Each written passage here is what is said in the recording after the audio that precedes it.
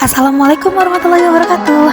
Hi guys, meet me again. I'm Mufida in my new video. Let's learn science together.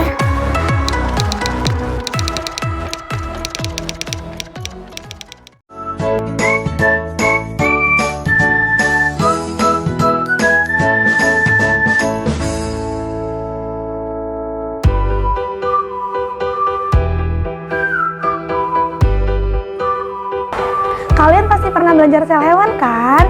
Sekarang ayo kita lihat nih sel hewannya. Supaya kalian bisa melihat dengan jelas, Umi menghilang dulu ya guys. Nah, ini adalah bentuk sel hewan. Jadi, sel hewan itu sendiri punya banyak sekali organel. Nah, organel-organelnya apa aja sih? Tentu saja sudah kalian pelajari di kelas 7. Tapi ada satu organel yang sangat penting, yaitu nukleus atau inti sel. Yang di dalamnya ada DNA.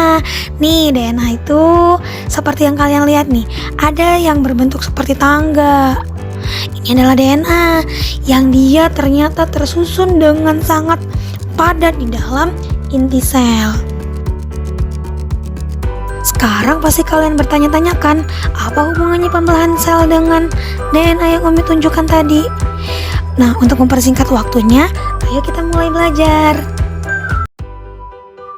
Ya, sebelum kita mulai belajar tentang pembelahan sel, kita akan belajar terlebih dahulu mengenai DNA dan kromosom. Oke, sekarang kalian lihat nih, tadi kan sebelumnya kita sudah melihat kalau ternyata di dalam sel itu ada banyak sekali organelnya. Salah satunya adalah inti sel. Ini inti sel. Kalau kita buka inti sel atau nukleus ini, di dalamnya ada kromosom. Di dalam kromosom ada DNA. Jadi dengan kata lain, DNA itu adalah suatu partikel yang sangat kecil yang letaknya ada di dalam sel. Nah, sekarang kita lihat. Oke, ini kalau kita buka, ini adalah DNA dan kromosom pada sel eukariotik. Jika kita lihat, DNA berbentuk double helix. Artinya apa? Dia tersusun dari dua rantai yang terpilin bersamaan. Nah, rantai ini arahnya tidak sama. Makanya DNA disebut sebagai struktur yang antiparalel. Nah, DNA yang kecil tadi kemudian akan digulung oleh bulatan-bulatan kecil yang berwarna ungu. Inilah yang disebut sebagai histon. Nah, ketika histon menggulung DNA, maka gulungan ini berubah menjadi nukleosom. Selanjutnya, nukleosom akan terus-menerus menggulung menjadi suatu selenoid. Nah, selenoid kemudian menggulung lagi menjadi gulungan-gulungan yang kemudian sangat kecil dan panjang yang disebut sebagai kromatin. Kromatin akhirnya akan menggulung dan memendek membentuk suatu kromosom. Jadi si kromatin ini akan memendek kemudian memadatkan pintalan benangnya tadi membentuk suatu kromosom. Jika kita perbesar, maka kromosom akan berbentuk seperti ini. Nah, ini adalah kromosom yang telah diperbesar. Jadi, kromosom punya bagian tengah yang disebut sebagai sentromer. Kemudian punya dua lengan yang menggandakan dirinya yang disebut sebagai kromatin. Nah, ini adalah bentuk dari kromosom yang di dalamnya ada DNA.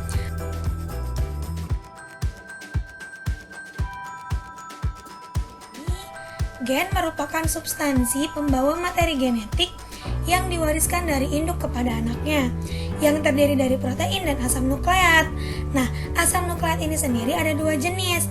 Yang pertama adalah DNA dan yang kedua adalah RNA. Fungsinya sendiri berbeda. Kenapa berbeda? Jadi DNA ini akan fokus untuk membawa pewarisan sifat, sedangkan RNA fokus untuk membuat protein.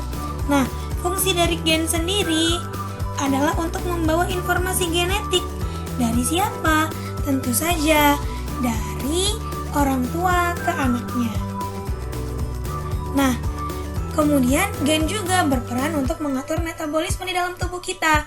Makanya ada orang yang cenderung kurus terus-menerus walaupun dia sudah makan banyak.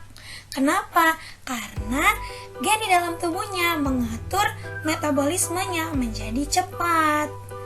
Begitu. Nah, yang selanjutnya adalah DNA. Jadi, DNA ini adalah bagian dari asam nukleus yang berfungsi untuk pewarisan sifat yang membawa ribuan kode. Nah, DNA juga tersusun atas beberapa basa nitrogen, tepatnya 4 jenis basa nitrogen. Kemudian gula pentosa dan fosfat. Kemudian kromosom. Kromosom adalah benang-benang kromatin yang menggulung dan menebal saat pembelahan sel akan terjadi. Nah, kromosom ada 2 jenis. Yang pertama adalah autosom dan yang kedua adalah gonosom. Autosom terletak di sel tubuh, sedangkan gonosom terletak di sel kelamin. Nah, ini adalah perbedaannya. Jadi kesimpulannya, kromosom di dalamnya ada gen, kemudian di dalam gen ada DNA.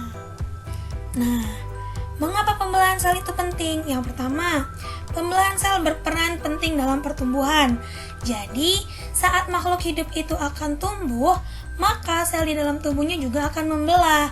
Semakin besar ukuran makhluk hidup itu, maka sudah dipastikan kalau jumlah selnya juga sudah sangat banyak. Kemudian yang kedua, untuk perbaikan. Jadi ketika sel-sel itu rusak, untuk menggantikan sel-sel yang rusak tadi, maka sel yang masih bagus atau yang masih sehat akan terus-menerus membelah dan membentuk sel yang baru. Yang terakhir adalah untuk reproduksi. Jadi, pada proses reproduksi seksual diperlukan sel kelamin untuk membentuk individu yang baru. Nah, proses pembentukan sel kelamin ini melibatkan pembelahan sel. Oke, sekarang kita masuk ke materi intinya, pembelahan sel pada manusia. Pembelahan sel pada manusia ada 2. Yang pertama adalah pembelahan mitosis. Jadi pembelahan mitosis ini terjadi di sel soma atau di sel tubuh, kemudian pembelahannya hanya terjadi 1 kali dan dia menghasilkan 2 sel anakan dari 1 sel induk. Kemudian jumlah kromosom anak sama dengan induknya, sifat sel anak diploid, dan tujuan dari pembelahan ini adalah pertumbuhan dan mengganti sel yang rusak. Kemudian yang kedua adalah pembelahan meiosis. Jadi untuk pembelahan meiosis hanya sedikit berbeda dengan pembelahan mitosis. Jadi terjadinya di sel gonad atau di sel kelamin. Pembelahannya terjadi 2 kali dan menghasilkan 4 sel anak dari 1 sel induk. Sedangkan jumlah kromosomnya adalah setengah dari kromosom induknya. Sifat selnya tentu saja haploid dan tujuannya adalah membentuk sel gamet dan mempertahankan jumlah kromosom di dalam tubuh keturunannya.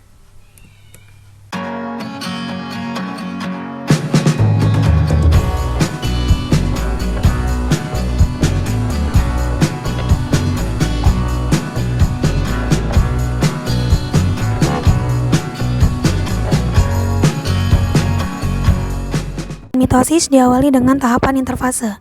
Di tahapan ini terjadi replikasi DNA, kemudian persiapan pembelahan sel dan terjadi penggandaan organel sel.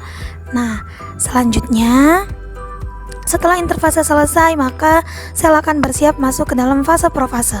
Di tahapan ini, benang-benang kromatin akan menggulung membentuk kromosom. Kemudian, kromosom akan membentuk sister kromatid dan nukleolus akan menghilang.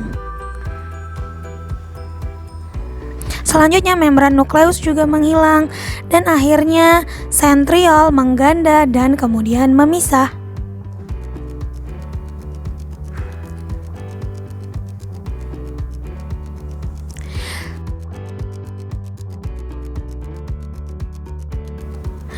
Tahapan yang selanjutnya adalah tahapan metafase.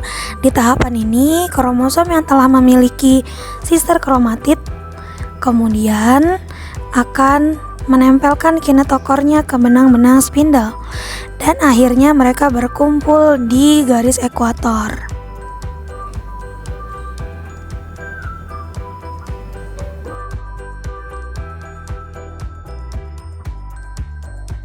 Setelah mereka masuk ke dalam tahapan metafase, kemudian tahapan selanjutnya adalah tahapan anafase. Oke, sister kromatid yang telah berjejer di garis ekuator akan memisah ke kutub yang berlawanan.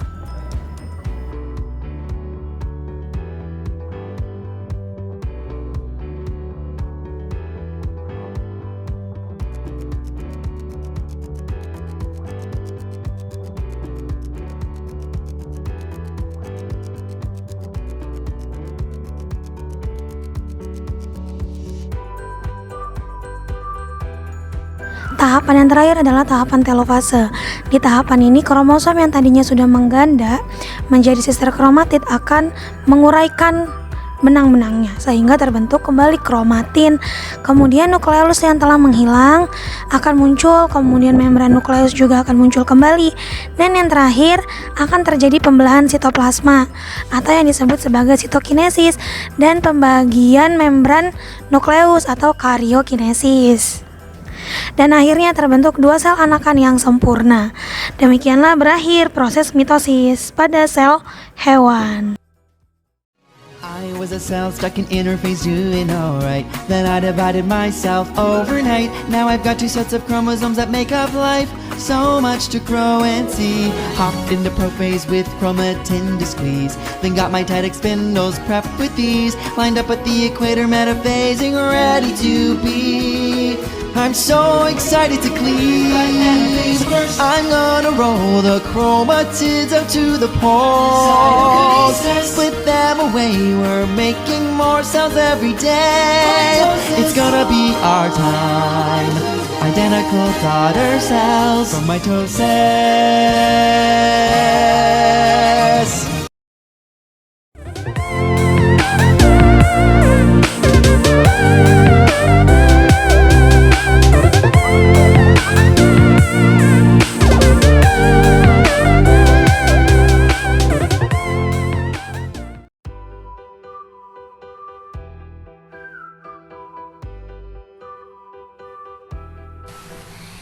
Yang kedua adalah pembelahan meiosis.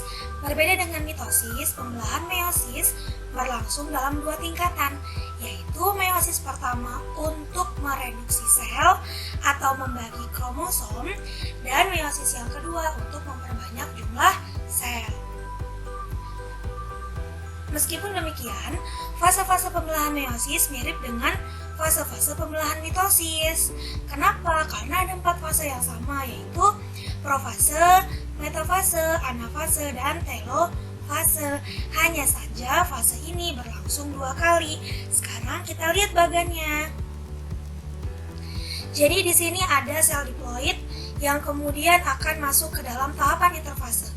Kemudian dia mengalami profase 1 seperti yang telah dijelaskan sebelumnya. Jadi muncul kromatid bersaudara, kemudian terjadi pindah silang, muncul gelendang pembelahan atau benang spindle, kemudian kromatid akan menggulung menjadi kromosom. Nah, yang selanjutnya adalah kromosom akan berada di tahapan metafase, yaitu kromosom berjejer pada bidang pembelahan. Kemudian masuk lagi ke dalam tahapan anafase ketika kromosom homolog memisah dan bergerak ke kutub-kutub yang berlawanan. Selanjutnya masih sama dengan di mitosis. Setelah anafase, tahapannya adalah telofase. Kemudian setelah fase pertama selesai, maka akan dilanjutkan ke fase yang kedua. Pada fase inilah akhirnya sel anakan akan terbentuk. Jadi dari satu sel akan membentuk 4 buah sel yang jumlah kromosomnya setengah dari induknya.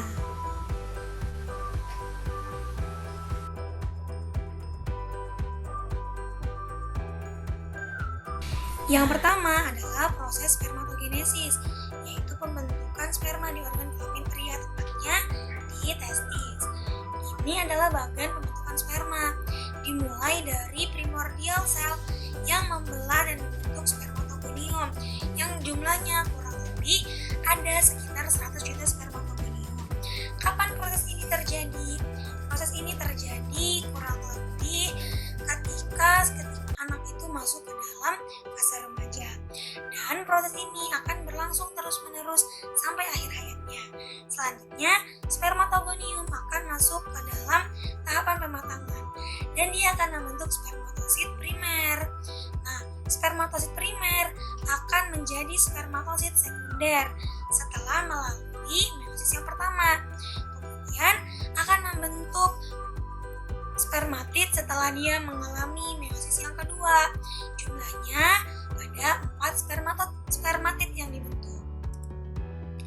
Kemudian spermatid ini akan mengalami diferensiasi dan membentuk spermatozoa dengan cara membentuk flagel dan membentuk akrosom untuk penunjang hidupnya.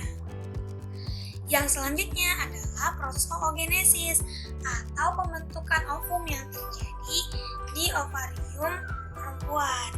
Ini adalah bagannya. Nah, proses ini dimulai sebelum seorang perempuan itu lahir. Artinya terjadi selama perkembangan janin. Oogonium akan membelah secara mitosis dan menghasilkan sel-sel oogonium yang akan masuk ke dalam tahapan pembelahan meiosis. Jadi, saat bayi perempuan ini lahir, terdapat kurang lebih 7 juta oogonium yang mengalami profase dan berbentuk oosit primer. Oosit primer selanjutnya akan berkembang saat bayi memasuki masa pubertas. Nah, selanjutnya periode pematangan. Setelah pubertas, maka oosit primer yang telah terbentuk akan membelah dan berkembang menjadi oosit sekunder dan badan kutub atau polosit. Fase ini akan bertahan sampai sel telur dibuahi oleh sperma dan akan berakhir saat terjadi fertilisasi.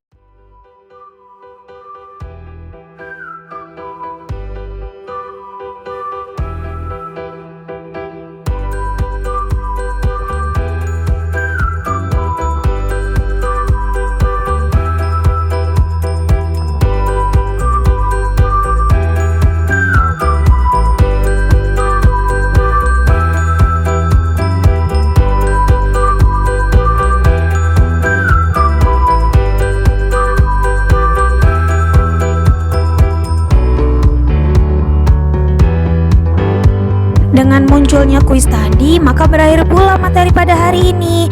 Selamat belajar dan jangan lupa untuk berdoa. Terima kasih sudah menyaksikan. Wassalamualaikum warahmatullahi wabarakatuh. See you in my next video.